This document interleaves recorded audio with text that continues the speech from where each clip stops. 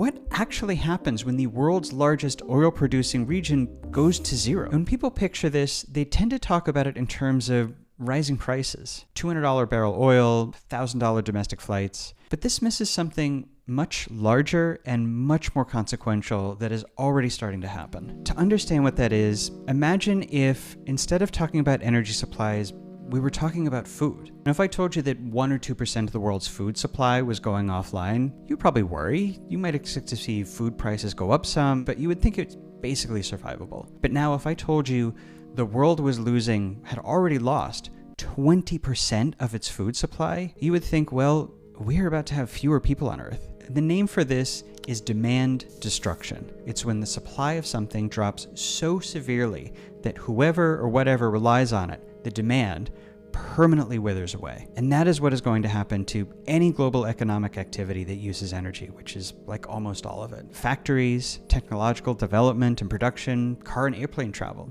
air conditioning, building homes or cities.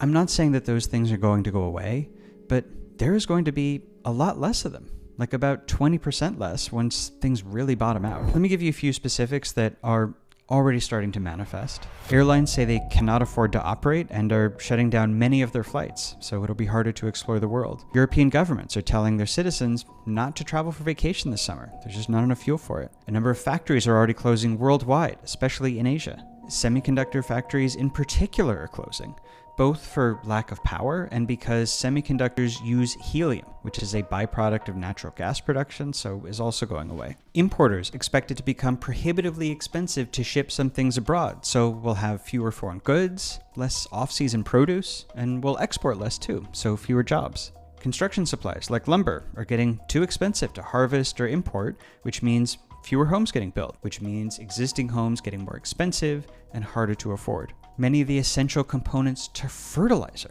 also come through the Persian Gulf, things like phosphorus. There are already fertilizer shortages in Asia, so yeah, there will also be less food in the world. All of these things also contribute to inflation. Prices go up, harder to afford things, our standard of living goes down.